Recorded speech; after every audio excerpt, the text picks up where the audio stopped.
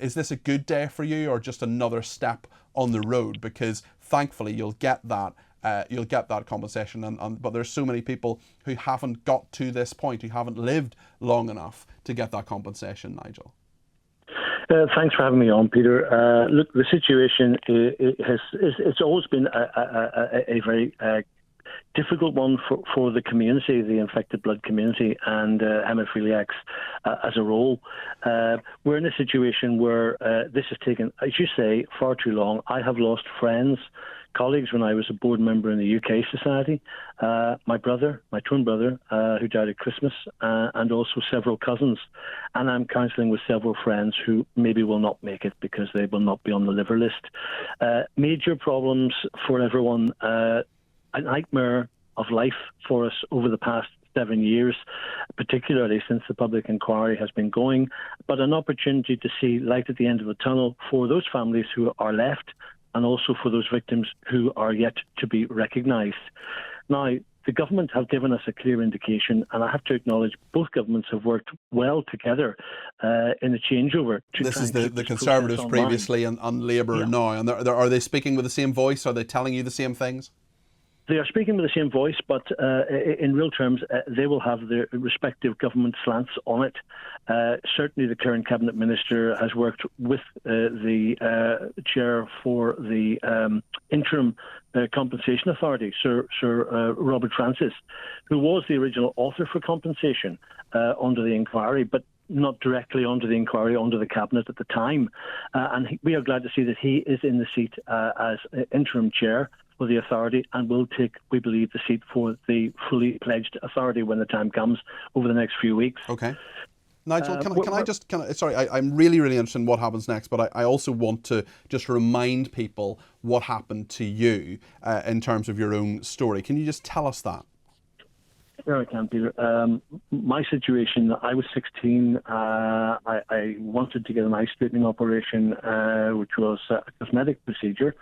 I was conscious of the fact that I was becoming a young adult, and I wanted to be treated the same as everyone else and have the same opportunities. I felt that was going to hinder me, so I had a procedure in the Royal Victoria Hospital in Belfast back when I was 16, when I was in 1976. And that was an eye straightening operation. I required factor VIII because I was a haemophiliac, and that factor VIII was contaminated. And what is factor VIII? Just remind us what that is. Yes, of course. Factor VIII is one of the factors that is in your blood that helps your blood to clot. The factor VIII level that I had was 8 to 12%, and I therefore required, for such a procedure, I required additional factor VIII to bolster my system so that it could repel any issues concerning bleeding within the eye area and the muscles of the tissues.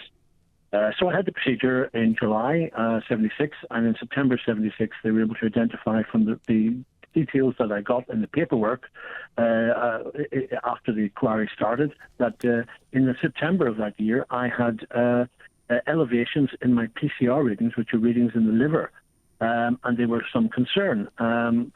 That progressed in a negative way to develop within me a cirrhosis of the liver in about 1980. And then I went on over the years to become a cirrhotic liver, and I developed a tumour in the right lobe of the liver. And then I had to get treatment to try and contain that until I could get a liver. I was on the list for 19 months. And then I got a liver in 2018.